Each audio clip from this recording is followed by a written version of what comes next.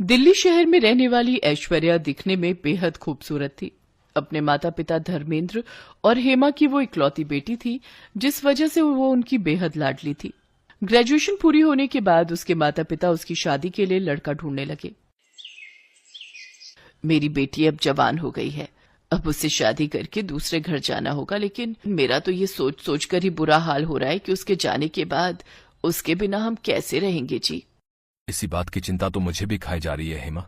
धर्मेंद्र चौहान का दिल्ली शहर में अपना 2 मंजिला मकान था, जिसमें ग्राउंड फ्लोर पर वो खुद रहा करते थे और ऊपर की मंजिल बिल्कुल खाली थी।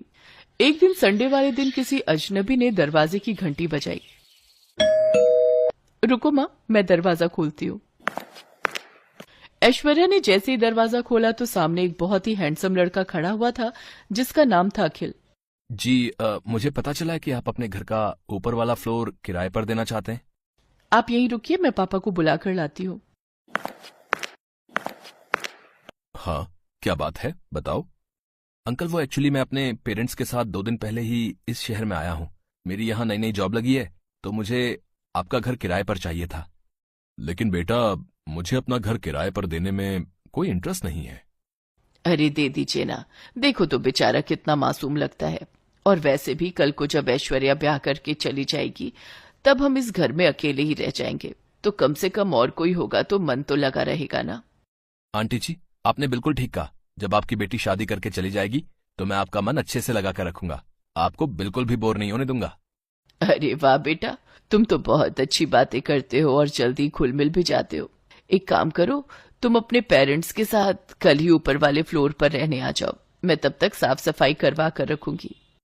अरे नहीं आंटी जी, आपको परेशान होने की बिल्कुल भी जरूरत नहीं है। मैं खुद ही आकर सारी साफ सफाई कर लूंगा। अगले ही दिन अखिल अपनी माँ आशा और पिता रमेश के साथ उनके घर में शिफ्ट हो जाता है। अखिल स्वभाव का बहुत ही अच्छा लड़का था। अपनी चुलबुली बातों और हंसते हुए चेहरे से वो सबका मन जीत लेता था। हेमा चौहान को अखिल बहुत पसंद आता है। अब अखिल को उस घर में रहते हुए कुछ दिन बीत चुके थे।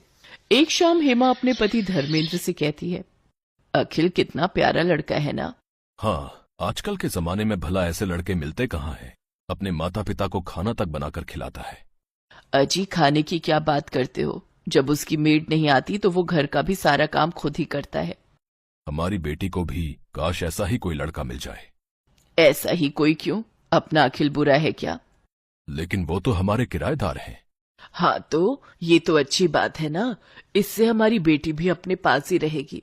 आप हाँ कहो तो मैं कल ही उसके माता पिता से रिश्ते की बात आगे बढ़ाती हूँ। हाँ ठीक है। फिर एक दिन